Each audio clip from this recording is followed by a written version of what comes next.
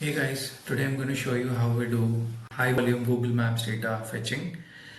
I'll be covering one specific workflow which is using Serper and Clay. However, I'll also show you how and what is the most cost efficient way to do it. You can use Apify to do it. You can also use Clay's inbuilt Google Maps API to do it. But I found Serper to be the most cost efficient and the fastest way to do it, right? So the first part I'm going to cover is a comparison between Serper, Apify, and Clay.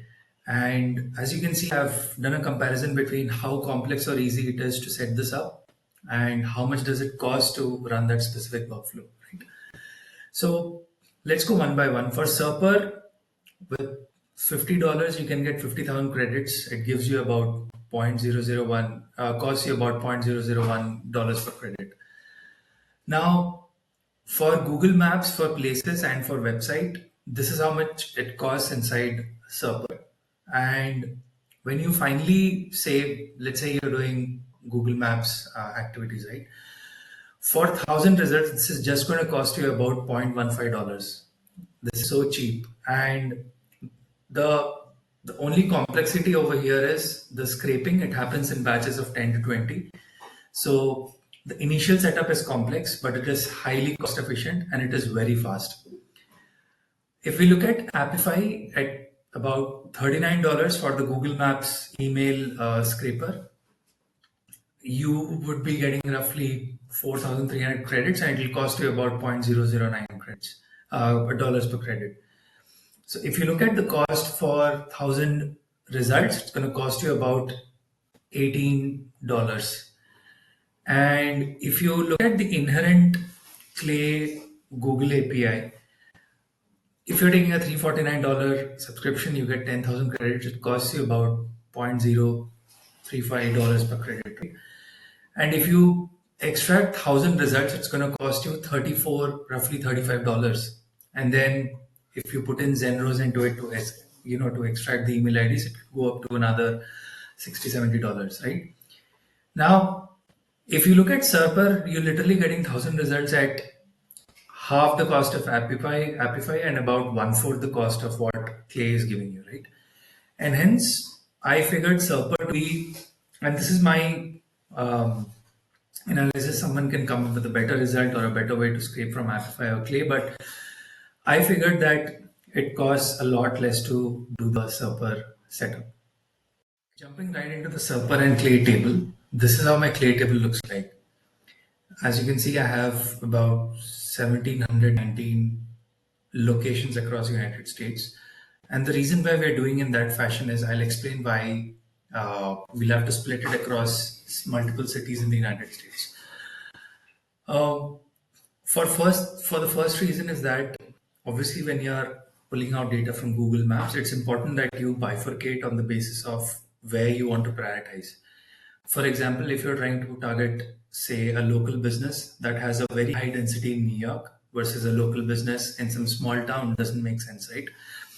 So it's important that you map the population of that city and then you use ChatGPT or some other tool to figure out what are the locations where the density per square kilometer or anything is very, very high.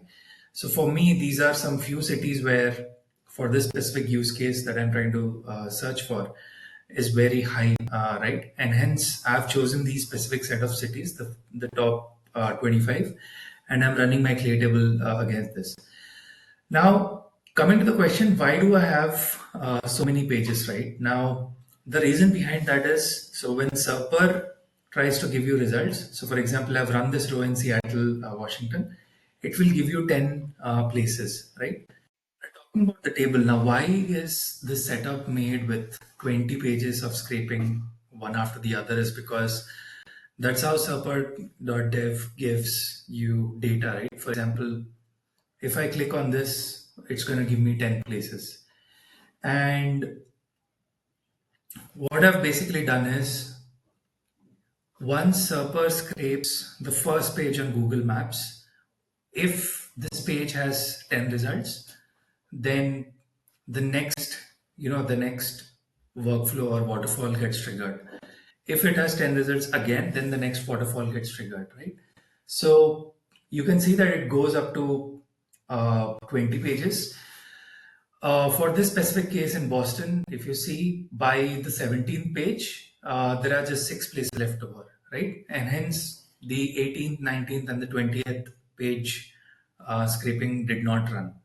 So it's a bit complex. It requires a bit of initial setup, but then the scraping is really, really fast. I can actually show you live over here. For example, if I just run this one over here, right? San Francisco, California. You can see how it's going to go through a waterfall. The first thing has run. It is giving me 10 results. The search parameters are it's searching in the location in uh, San Francisco. Then the second one gets run. Then the third one gets run.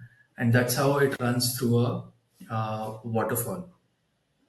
Talking about how this setup is done with Serper. So it's the HTTP API function within Clay. And the method that we use is post. The endpoint is something that you'll figure out from your Serper login. It's pretty straightforward. You'll find this endpoint over there. And in the body, what I'm trying to find out is basically there's something known as queue within Serper, which means the query that you're trying to pass. For example, if you're trying to find salons, trying to find local car dealerships, that's the exact query you're supposed to pass through here. And the location is the city. Each row has a specific location, and hence, um, that's how the search happens. And then you specify the page. So for this specific column, you specify as page 3 over here. For this specific column, you specify as page 4. And then there are 2 headers you're supposed to pass, or rather add, via which the data will get passed from Serper to Clay. One is the API key, which you'll find in your Serper login. And the second is how does the content type gets passed, right? And you put in some conditional runs, and then your table is ready to be run, right? And then once the scrape is basically done, what you're supposed to do is set up another cascading waterfall where, so you're going to find data in this fashion. Each of these is the result of one specific local business, right? And you're supposed to then use this to make adjustments, make normalizations to the data, find email IDs. Now, how do you do that? You can't do this over here, obviously, right? So you'll have to use the send send table data function, and then you'll have to send all of these 10 rows, each of these 10 rows to another table on Clay, right? So that's it, guys. That's how I do the Serper and Clay Google Maps data scraping. Do let me know if you enjoyed this. Let me know if you need help with setting this up. Thanks.